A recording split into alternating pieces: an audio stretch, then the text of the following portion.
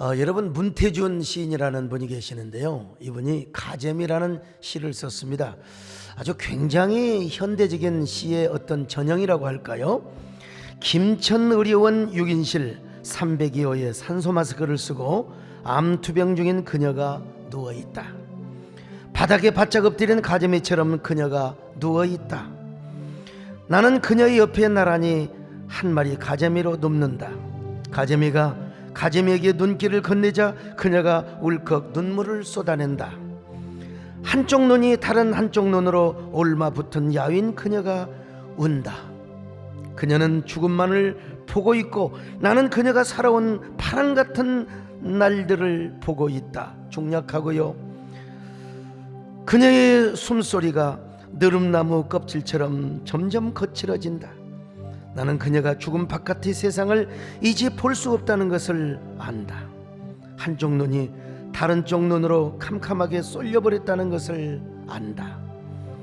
나는 다만 좌우를 흔들며 헤엄쳐가 그녀의 물속에 나란히 눕는다. 산소호흡기로 들이마신 물을 마른 내 몸 위에 그녀가 가만히 적셔준다. 여러분, 시적 화자는요, 가재미라는 물고기를 시의 재료로 사용하고 있습니다. 시인은 암투병 중인 그녀의 옆에 누워서 그녀의 삶을 떠올리며 그녀에 대해서 생각을 합니다. 근데 그녀는 지금 가재미처럼 야윈 모습으로 누워 있습니다. 시적 화자 역시 그녀 옆에 한 마리 가재미가 되어서 그녀 옆에 눕습니다. 가재미의 두 눈이 한쪽 눈에 붙어버린 것처럼, 여러분들 가재미는 아시다시피 눈이 한쪽으로 붙어 있어요. 그녀 역시 한쪽 눈이 다른 쪽 눈으로 캄캄하게 쏠려버렸습니다. 삶과 죽음을 함께 바라보지 못하고 오로지 죽음만을 바라보게 된 그녀의 모습을 너무나 안타깝게 묘사하고 있는 이런 상황입니다. 그녀의 숨소리 역시 느릅나무 껍질처럼, 여러분, 느릅나무 껍질이 얼마나 아주 거칩니까? 숨소리가 저렇게 거칠어 간다는 것입니다. 그런 거친 숨소리를 들으며 시적 화자는 그녀가 지나온 파랑 같은 삶을 회고해 봅니다. 그런 그녀에게 자신도 좌우를 흔들며 헤엄쳐가 그녀의 물속에 나란히 눕습니다. 참 아름다운 시적 표현이죠. 그리고 산소호흡기를 들이마신 물을 마른 자신의 몸 위에 그녀가 가만히 적셔준다는 것입니다.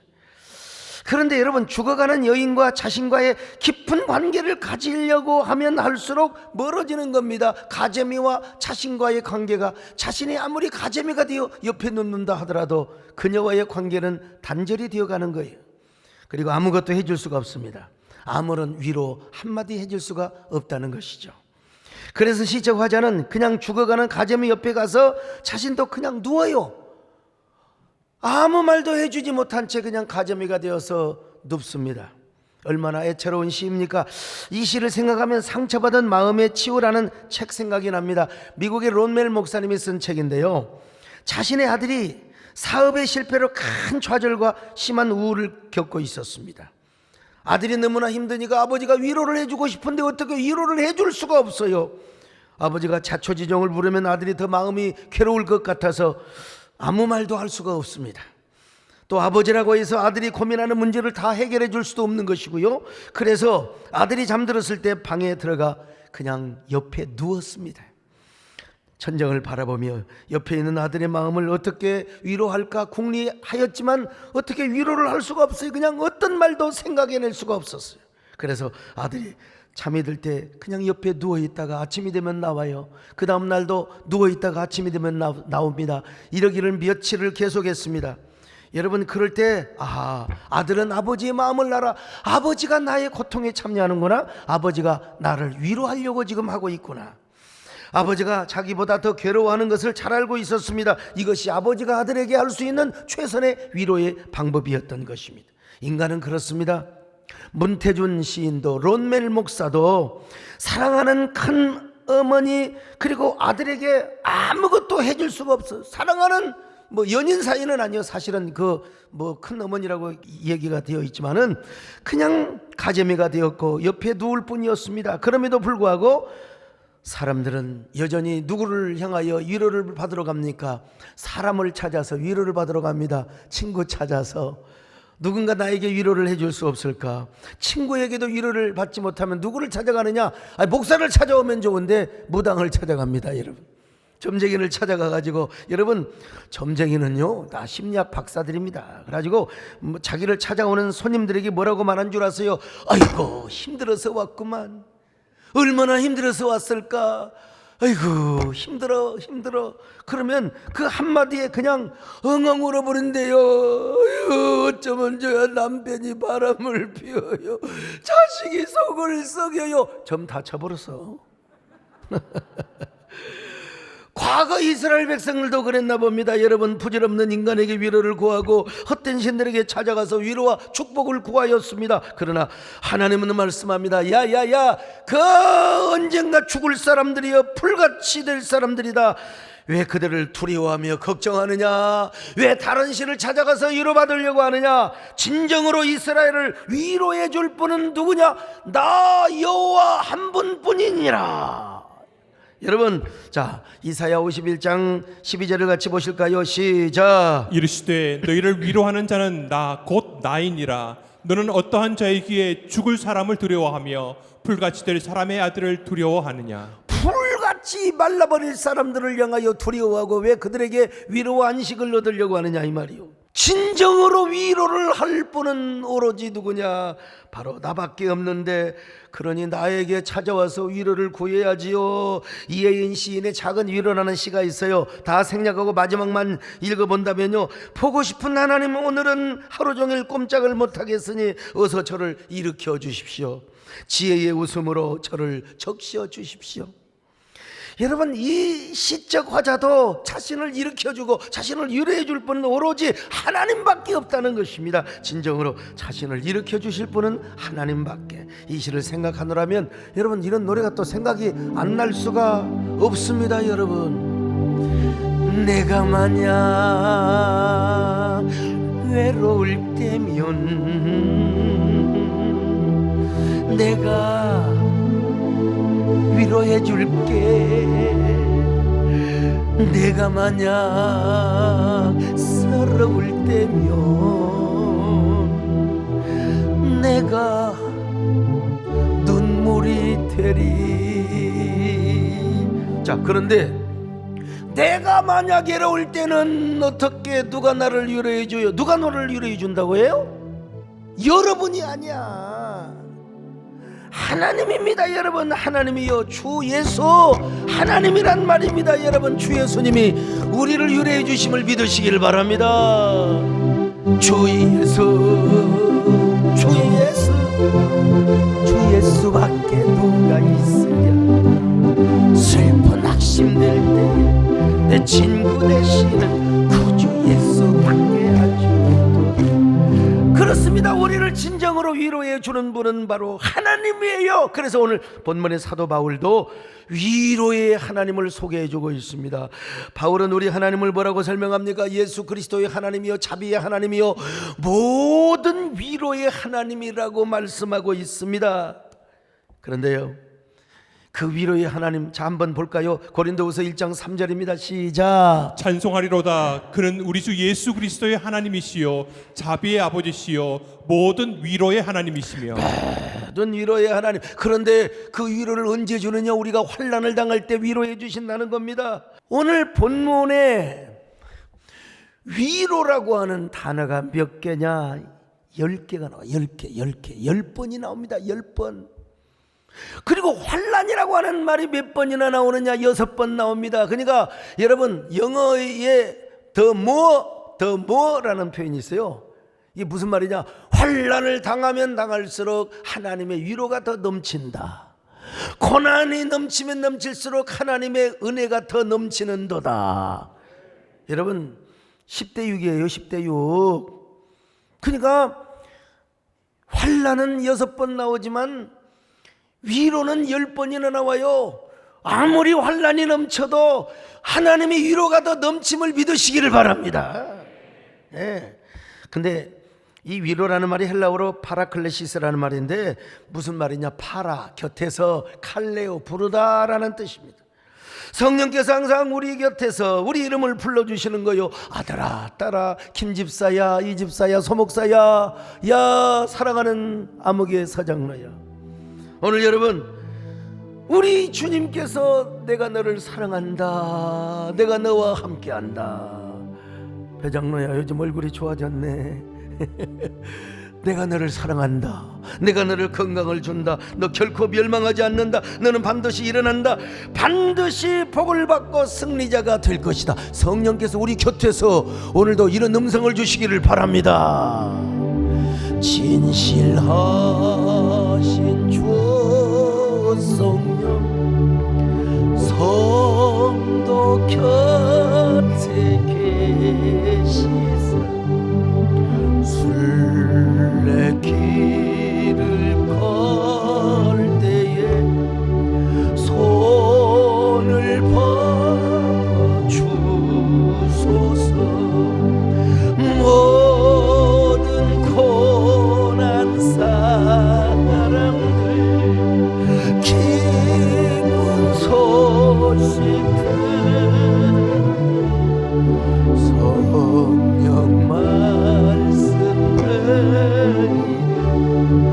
어서 오라 내게.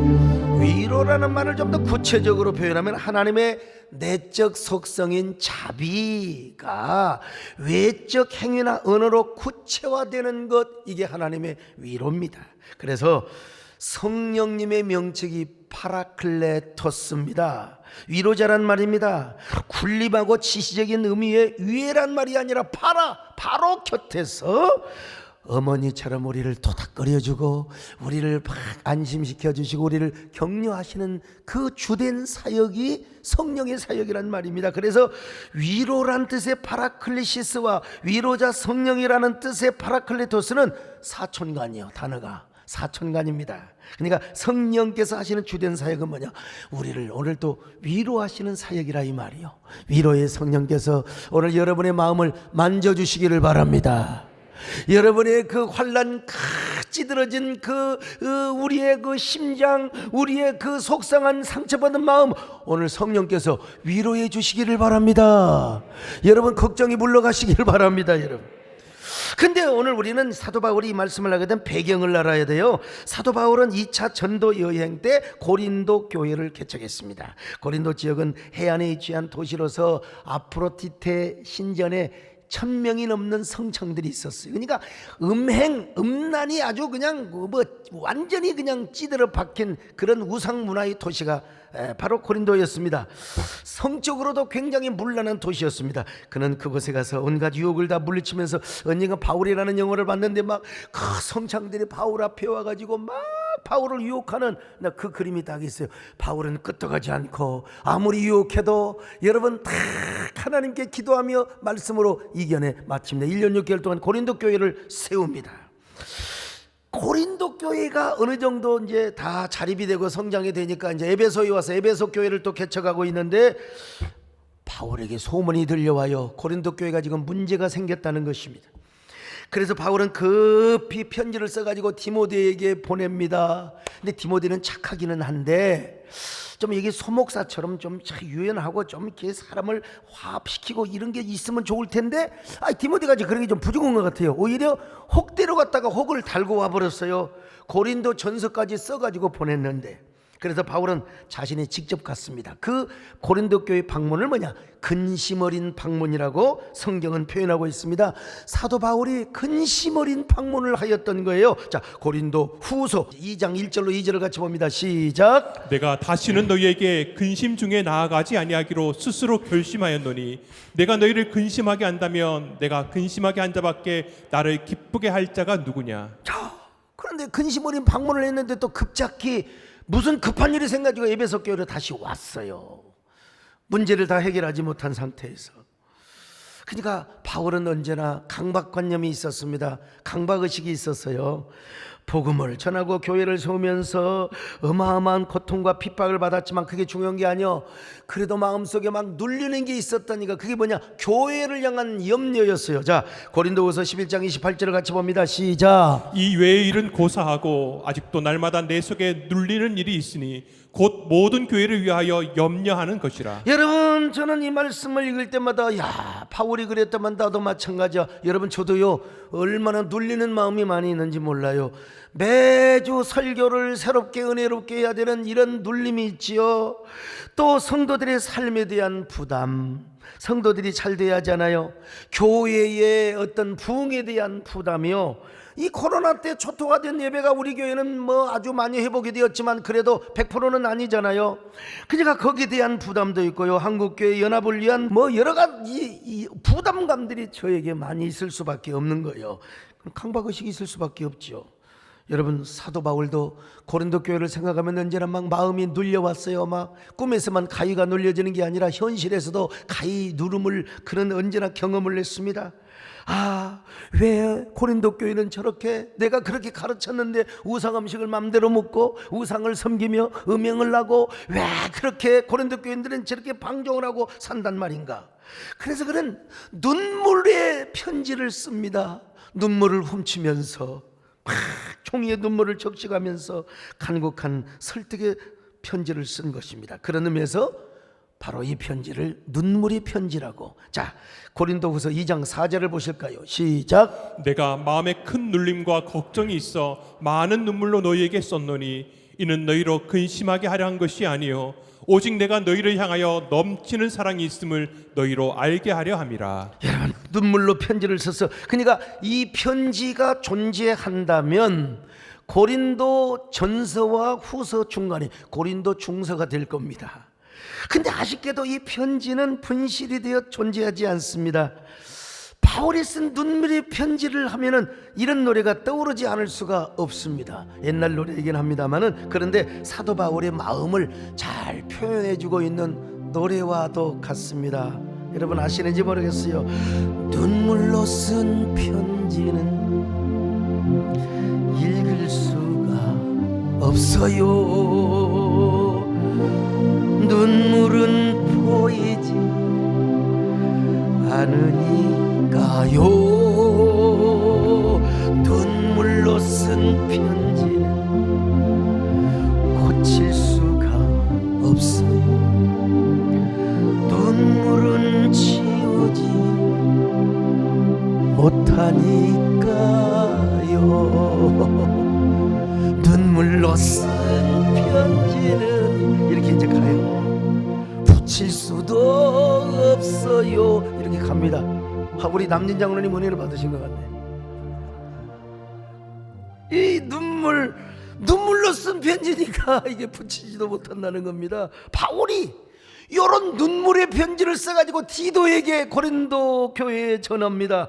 그러자 이 디도는 조금 좀 박력이 있는 것 같아요. 아무튼 간에 좀 뭔가 좀 화합하는 능력이 있는 것 같아요. 그래서 디도가 어느 정도의 깊은 낭보를 가지고 왔습니다. 눈물로 적신 바울의 편지를 다 읽고 읽어주니까 대부분의 사람들이 다 회개하고 돌아왔다는 거예요. 회개하고 돌아왔어. 근데 아직도 이 거짓 사도 몇 놈들이 남아가지고는요 고린도 교인들을 막 선동한다는 겁니다. 그래 거기에 막 그냥 휩쓸려 가는 거예요. 여러분 여기 소목사가 여러분에게 교육을 잘 시키고 여러분들에게 말씀을 잘 가르쳐줘서 끄떡없는 줄 알죠. 내가 교회 3년만 비워봐요. 그리고 막 이상한 사람들이 와가지고 막 이상한 그냥 말씀을 전하고 막 이상한 교리를 전하면 여러분 3년 아니라 1년 만에 싹 넘어가 버려요.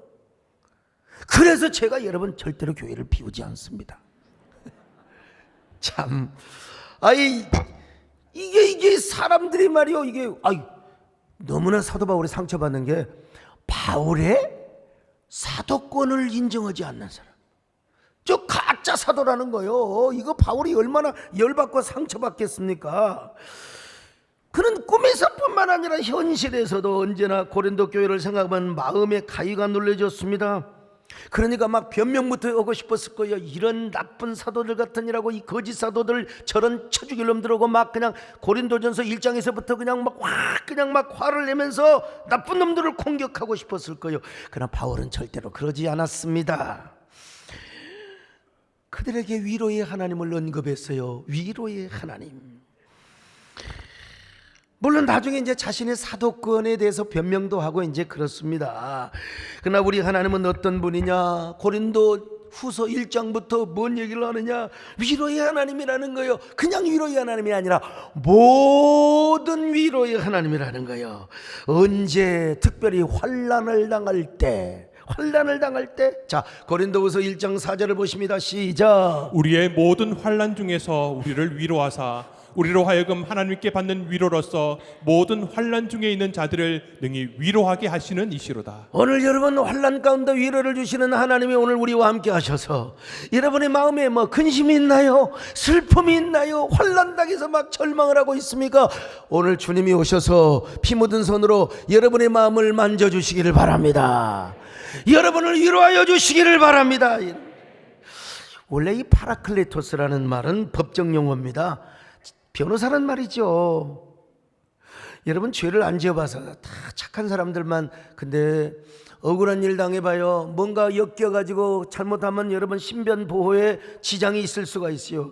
하마터면 여러분 깜빵도 갈 수 있어요. 그런데 든든한 변호사가 내 옆에서 나를 위로해주고 나를 변호해준다고 생각해보세요. 변호사의 역할이 얼마나 큰 줄 아십니까? 그런데 이 파라클레토스가 이스라엘에 와서는 변호사의 이미지보다는 어머니의 이미지로 바뀌기 시작합니다. 어머니의 별명, 닉네임이 바로 파라클레토스예요. 이스라엘에서는 아버지가 엄해요. 엄한 아버지면 난 우리 아버지 생각이 딱 나는데 엄해요. 곁길로 갔다 하면 그냥 눈을 부릅뜨고 매를 들고, 그렇게 매를 맞고 나면 이스라엘의 그 어린 자녀들은 아버지의 사랑이 의심이 될 때가 있어요. 아니 어떻다고, 딴 아버지는 안 그런데 우리 아버지는 왜 이렇게 어머냐 이 말이야. 왜 이렇게 나를 매질을 하느냐 이 말이요. 난 우리 아버지의 사랑이 의심스럽다 이거요. 우리 아버지가 친아버지면 어떻게 그럴 수가 있느냐는 것입니다. 그때 어머니가 자녀 곁으로 다가갑니다. 다가가서 이렇게 이야기합니다. 이놈아, 야, 사생자에게는 징계가 없는 거야. 이놈아, 네 아버지가 너 잘 되라고 너 사랑해서 그런 거지. 만약에 아버지가 이웃 자식이라면, 이웃 아버지라면 너 그렇게 하지도 않아. 이놈아, 너를 얼마나 사랑해서 너 잘 되라고, 너 승리하라고, 너 복 받으라고 그렇게 한 거야. 이놈아. 그러니까 이스라엘의 그 어머니가 곁에서 이런 위로를 하는 거예요. 그럴 때 그 자녀는 어머니의 위로를 듣고, 아, 그렇구나, 아버지의 사랑을 깨닫게 되는 거예요. 이스라엘의 어머니가 그런 것처럼 성령께서도 우리를 언제나 이렇게 위로하시는 분이세요. 우리가 곁길로 갈 때 막 성부 하나님은 우리를 향하여 어떨 때는 하나님이 오래오래 참으시다가 하나님이 그냥 날벼락을 치는 거죠. 그냥 막 매 맞느라 정신없어. 그러면 우리는 하나님의 사랑을 의심해요. 왜 하나님은 이렇게 말이에요. 남들은 예수를 개떡같이 믿어도 그냥 가만히 두던데 왜 나는 11조도 잘하고 나는 주일성수도 잘하는데 왜 조금만 내가 막 11조 좀 떼먹었다고 하나님 이렇게 패냐고, 이럴 수가 있느냐고 말이야. 그럴 때 성령께서, 아이 또 오늘 11조 아는 사람은 또 이상하게 찝찝하겠네, 그냥 나오는 겁니다. 여러분, 어머니가 그렇게 아들을 위로해 주시는 것처럼 성령께서 찾아오셔가지고 여러분 우리 곁에서 우리를 위로해 주시는 거예요. 사랑하는 아들아, 딸아, 걱정 마라. 성부 하나님께서 너 잘 되라고, 너 지옥 가지 말라고, 너 복 받으라고, 너 사랑해서 하나님이 매를 든 거야. 너 복받고 승리하는 사람이 되도록 하게 하여 하나님이 사랑의 매를 드셨단다. 이렇게 해서 성령께서 여러분 우리의 눈물을 닦아주시고 우리 마음을 위로해 주시는 거요. 여러분 우리의 한숨을 바꿔주시고 우리의 눈물을 닦아주시며 마침내 성령께서 위로의 사역을 다 이루어 가시는 겁니다. 여러분, 나의 한숨을 바꾸셨네. 주를 향한 노래로, 소망의 노래로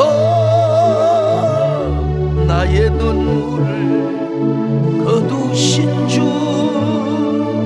예수 이름 안에 살게 하소서. 다시 한번 합니다. 나의 한숨을 바꾸셨네.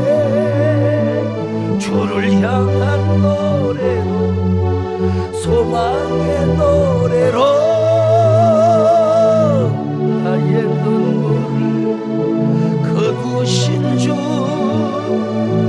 예수 이름 안에 얻어맞고 이제 예수 이름 안에 살게 해달라고 기도하는 겁니다. 그래서 오늘 본문에 소개되는 하나님은 부성애적인 이미지보다는 모성애적 이미지가 더 강렬하게 나타나고 있습니다.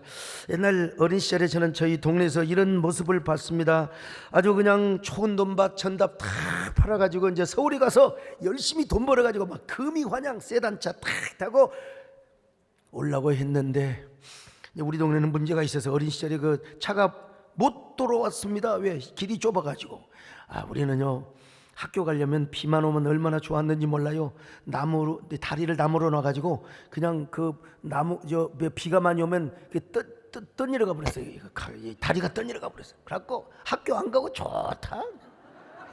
참 그런 동네에서 내가 살았다고. 그러니 무슨 택시가 와요. 그래도 이제 오토바이로도 타고 이제 올라고 이제 탁 갔는데, 아니 그냥 서울이라고 하는 게 만만습니까 여러분? 에? 꿈만 있다고 되는 게 아니에요. 그냥 사업 실패를 쫄라당 해가지고 그냥 여기저기 살다가 결국 할 일 없이 고향으로 와요. 그냥 어깨가 축 늘어져가고. 그럼 아버지가 열받으셔가지고 작대기를 가지고 그냥 이놈의 자식아 내가 어떻게 마련한 땅인데 이걸 팔아가지고 가서 망해가지고 오느냐 이 쳐죽일 놈아 이놈아. 여러분 그때 어머니가 뭐라고 한 줄 아세요? 영감 그러지 마시오. 땅은 있다가도 없고 없다가도 있는 법이요. 돈은 있다가도 없고 없다가도 있는 법이요. 우리 귀한 자식이 살아 돌아온 것만이라도 다행이지. 영감 참으시오 참. 이게 어머니야. 어머니라고 여러분 화가 안 나겠습니까? 저런 아버지가 쳐 죽일 놈 하면 어머니는 저런 찢어 죽일 놈 하고 같이 욕하고 싶어요. 그런데도 어머니가 더 상처받지만 어머니는 울면서 상처가 되어도 자식을 향한 넉넉한 마음을 갖는 게요. 저 인상 쓰신 분은 그런 어머니 자격이 안 되는 분이고, 고개 끄덕끄덕하신 분이 그런 어머니. 바로 우리 하나님께서 이런 모성애적 사랑을 베풀어 주시는 겁니다. 그래서 이사야서에 보면요 아주 죽여주는 표현이 있어요. 자, 이사야 66장 11절을 같이 봅니다. 시작. 너희가 젖을 빠는 것 같이 그 위로하는 품에서 만족하겠고 젖을 넉넉히 빤 것 같이 그 영광의 풍성함으로 말미암아 즐거워하리라. 젖을 빤 것 같이 하나님이 만족을 주신다는 거예요. 자, 66장 13절도 보실까요? 시작. 어머니가 자식을 위로함 같이 내가 너희를 위로할 것인즉 너희가 예루살렘에서 위로를 받으리니. 여러분 어린아이가요 엄마 품에서 젖을 빨 때처럼 행복할 때가 있을까요? 그렇게 만족할 때가 있을까요? 옆에서 뭐 삼촌이 1,000,000원짜리 수표준다고 올래? 할머니가 짜라랑 장난가지고 올래? 웃기는 사람들입니다. 어머니 품에 있는 그 갓난이를 어떻게 유혹할 수가 있겠습니까? 제가 철학에도 때도 제가 말씀드렸는데 제가 초등학교 5학년 때 큰 누님이 시집을 가서 조카를 낳았어요. 조카가 얼마나 이쁜지 제가 떼굴떼굴 굴렀어요. 너무나 이뻐가지고. 한 번은 누님 집에 갔더니 누님이 오전에 젖을 팡팡히 먹여놓고 강서가 애 좀 잘 봐라 그리고 밭일하러 가셨어요. 근데 이게 몇 시간 지나니까 애가 금방 배가 고파가지고 헐떡거리는데 얼마나 울어대는지요. 정말 내가 누님 밭이 어디 있는지를 어떻게 알아. 이거 데려가다 넘어지면 안 되고. 그래서 막 그냥 애를 보듬어 줬죠. 그래서 막 죽는 거예요 그냥. 그래서 하는 수 없이 제 손가락을 넣어주었습니다. 제 손가락을 넣어주었는데 여러분 아시다시피 옛날 손가락은 길어가지고 그 속에 시커먼 때가 있었어요. 그 손가락을 전부 다 입에다 빨아줬습니다. 그랬더니 그 맛이 좀 짭짤해 달짝지근해 그렇잖아요. 요놈 빨아주고 요놈 빨아주고 요놈 빨아주고 10손가락 다 빨아줬어요. 그 떼꾸작물 다 빨아먹었습니다 여러분. 근데 그 떼꾸작물 다 빨아먹거나 이제 더 이상 빨아먹을 게 없으니까 여러분 손톱에 있는 게 하얘지니까 이제 또 울어대는 겁니다. 또 울어대요. 야, 어떻게 뭐 사탕가리라도 있으면 내가 그래서 찬장을 열어보니까 없어요. 미원이 있더라고, 미원. 그래서 침을 묻혀서 미원을 딱 쑤셔가지고 이놈을 또 빨겠더니 이놈이 쪽쪽 빨아먹어요. 근데 미원도 한계가 있죠. 계속 줄 수는 없잖아요. 얼마나 울어대는지 그냥 여러분 용서하시고 들으세요. 어쩔 수 없었어요. 제 어린 나이에. 근데 그놈이 자라서 지금 서울시청에 여러분 팀장으로 건강하게 근무하고 있습니다. 네, 지난번에도 결혼식 할 때 왔더라고요. 우리 조카 결혼식 할 때 왔더라고요. 야, 내가 손가락 너 빨아는 거 기억나니? 아, 기억 안 나는데 당연히 기억 안 나죠. 감사히라도 그때 내 손가락 물려준 거. 여러분, 근데 그러고 있는데 이제 누님이 오시는 거예요. 막 애가 이게 울고 있는데 누님이 바로 젖을 물려주자 애가 숨도 쉬지 않고 빨아먹습니다. 그냥 얼마나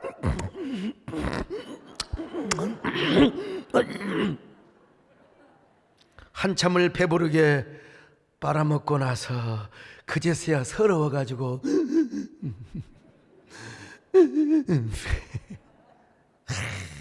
난 그 장면을 잊을 수가 없습니다. 지금 생각해봐도 어린아이가 가장 행복한 순간은 엄마의 젖을 무는 때입니다. 그게 행복하지 않는 놈들은 병들어서 곧 죽을 놈들이에요. 건강한 놈들은요, 엄마 품에 있을 때 그 순간보다 만족스러울 때 어디가 있겠습니까?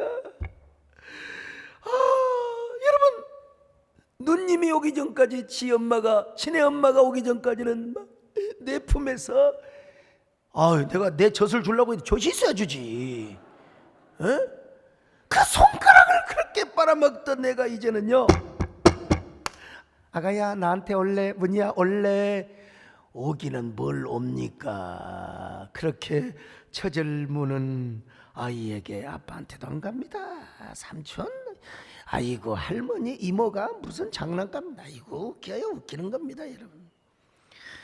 갓난아이들은 여러분 엄마의 품에서 최고의 행복과 만족을 누리는 것입니다. 근데 삼촌이 1억짜리 수표를 가가지고 야 1억인데 원래 애하고 1억하고 무슨 상관이 있습니까? 오로지 엄마밖에 모르는 건데. 엄마, 내가 배고플 때 도대체 어디 갔어요? 그러면 엄마가 엉덩이를 두들기며 아이고 내 새끼 내 강아지, 아이고 우리 삽살개. 왜 옛날에 삽살개라고 했는지 몰라. 좋은 자식한테 왜 애를 개라고 해? 옛날 엄마는 그랬어요. 건강하게 참 먹고 잘 자라라 잘 자라라 잘 자라라. 여러분, 우리 주님께서 그렇습니다. 하나님께서 어떤 하나님이냐? 위로의 하나님이라는 거요. 언제 위로를 해주시느냐? 우리가 환난을 당할 때, 우리가 고통을 당할 때, 우리가 눈물을 흘릴 때, 우리가 상처받은 그 아픔이 클 때, 여러분 주님께서 우리의 위로자가 되시는 거예요. 그래서 우리 성령께서는 뭐라냐? 파라클레토스. 참, 근데 여러분, 우리 저기 나이 드신 분들 이제 손주가 이쁘잖아. 손주가 이쁜데 손주도 이게 한두 시간 이쁘는 거죠.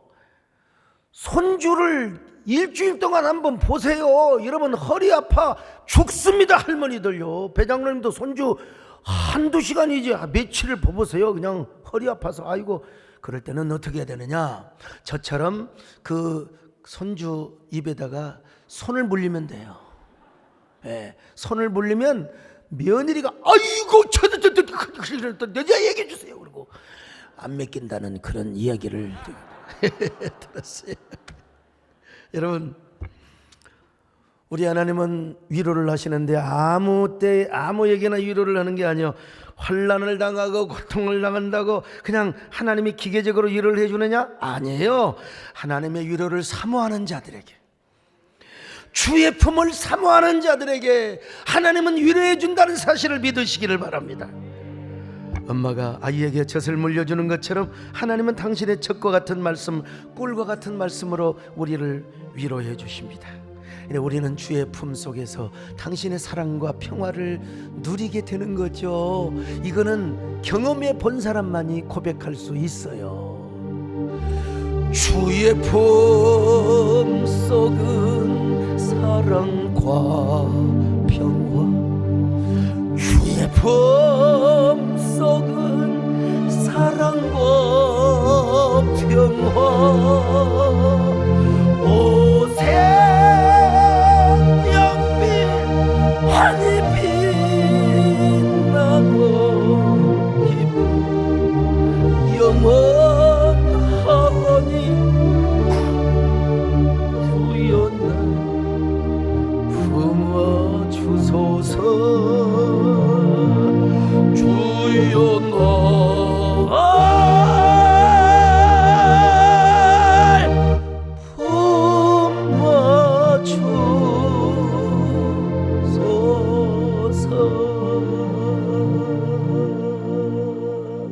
주소서. 이사야 66장 11절 다시 한번 확인해 볼까요? 시작. 너희가 젖을 빠는 것 같이 그 위로하는 품에서 만족하겠고 젖을 넉넉히 빤 것 같이 그 영광의 풍성함으로 말미암아 즐거워하리라. 자, 젖을 빠는 것처럼 하나님이 우리를 위로해 주신다고 합시다. 이런 사람은 하나님의 품 속에서 어떤 위로의 약속을 받습니까?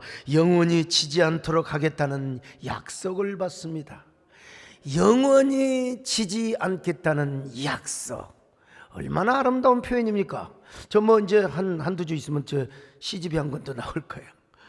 근데 제가 시를 써도 또 저보다 더 잘 쓰는, 더 아주 특별하게 쓰는 시인들이 있지 않겠어요? 오늘 이 표현도 그렇습니다. 지지 않겠다는 약속. 이는 이응준 시인이 작사를 하고 윤도현 밴드가 작곡을 하여 YB와 이선희 씨가 콜라보로 노래한 제목이기도 합니다. 바다 환경이 파괴되어 가니까 이 고래들이 막 성나 있어요. 그래서 고래들이 살기 힘들겠다고 아우성을 치는 고래들을 위로하고 격려하는 노래입니다. 이 노래가 이제 발매된다고 합니다마는 하물며 여러분 우리 하나님이 시겠습니까? 사람도 지지 않겠다고 하는 약속의 노래를 부르며 고래와 바다를 위로하고 환경을 위로한다면 우리 하나님께서 여러분에게 영원히 지지 않도록 하겠다는 위로의 약속을 주시지 않겠습니까? 소목사야, 너의 영혼은 영원히 지지 않는다. 너의 사명도 지지 않는다. 사명이 있는 한 너는 절대로 죽을 수가 없다. 사랑하는 성도들아, 내가 오늘 너희들에게 영원히 지지 않겠다는 약속, 위로의 약속을 주마. 환난 때문에 절망하고 성난 우리 여러분, 주님께서 영원히 지지 않겠다는 위로의 약속을 주신다는 것 아니겠어요? 그래서 이사야 선지자는 막 요즘 같으면 메가폰을 들고 이렇게 외쳤습니다. 자, 이사야 40장 1절입니다. 시작. 너의 하나님이 이르시되 너희는 위로하라, 내 백성을 위로하라. 위로하라, 내 백성을 위로하라. 여러분, 바벨론에 포로되어 있는 자들을 위로하라는 것입니다. 환난당하는 자들을 위로하라는 것입니다. 이렇게 위로당하는, 위로를 받는 사람이 남을 위로할 수 있습니다. 위로받지 못한 사람은 상처가 있어가지고 내 마음에 증오와 미움이 가득해. 이런 사람은 늘 마음속에 증오만 심어요. 사랑하며 살고 위로하게 살기도 바쁜 세상, 짧은 세상인데 날마다 증오를 심어. 증오. 목회자의 가슴에 막 증오만 있으면 여러분에게도 막 증오를 심어줘. 맨날 누구를 비난하고 비판하고 뭐. 근데 여러분, 저는 여러분에게 사랑을 심어줍니다. 화합과 상생원을 주보에 글을 쓰는 것처럼. 그리고 여러분에게 위로의 씨앗을 심어줍니다. 사랑하는 여러분, 오늘 위로받은 사람은 다 환난으로부터 위로받은 이런 경험이 있을 것이 아니겠어요? 자, 오늘 본문 고린도후서 1장 6절을 보십니다. 시작. 우리가 환난 당하는 것도 너희가 위로와 구원을 받게 하려는 것이요 우리가 위로를 받는 것도 너희가 위로를 받게 하려는 것이니 이 위로가 너희 속에 역사하여 우리가 받는 것 같은 고난을 너희도 견디게 하느니라. 여러분 어떤 사람입니까? 환난 중에 계십니까? 위로가 필요한가요? 주님 품으로 나오시기를 바랍니다. 주님 품으로 들어가서 어린아이가 엄마의 젖을 빠는 것처럼 하나님의 품에서 참된 위로를 경험하시기를 바랍니다. 영원히 지지 않겠다는 위로의 약속을 받으시기를 바랍니다. 그러고 나서 그 위로를 남에게 방출해 보세요. 그것이 간증입니다. 그것이 전도입니다. 그것이 복음을 전하는 겁니다. 나의 삶을 통하여, 나의 간증을 통하여 바로 복음을 전하는 거예요. 우리 모두 이렇게 해서 영혼 구원을 할 수 있기를 바랍니다. 그리고 민들레 영토가 더 확장되는 것처럼 하나님의 임재 영역을 여러분의 전도를 통하여 확장시키는 여러분들이 되시기를 축원합니다. 내가 고난 중에 위로받을 수 있음 은혜의 힘입니다. 내가 환난 중에 위로할 수 있음 은혜의 힘입니다. 내가 역경 중에 전도할 수 있음 은혜의 힘입니다. 내게 고통 주는 자 품어줄 수 있음 은혜의 힘입니다. 주님 나를 위로하여 주시고 내가 그 위로를 남에게 방출하고 전달하게 하여 주옵소서. 여러분 한 1분 동안 묵상으로 기도하시기 바랍니다. 주님, 내가 고난 중에도 위로를 받게 해주셔서 너무나 감사합니다. 혼란 중에서도 위로할 수 있음을 너무나 감사합니다. 이 모든 것이 은혜의 힘입니다. 오히려 나에게 고통을 주는 자도 내가 품어줄 수 있는 것 하나님이 주신 위로 때문입니다. 주님의 위로가 내 안에 들어오게 하여 주시고 은혜의 은혜가 나의 안에 나에게 더해질 수 있도록 주님 은혜를 베풀어 주시고 축복하여 주시옵소서.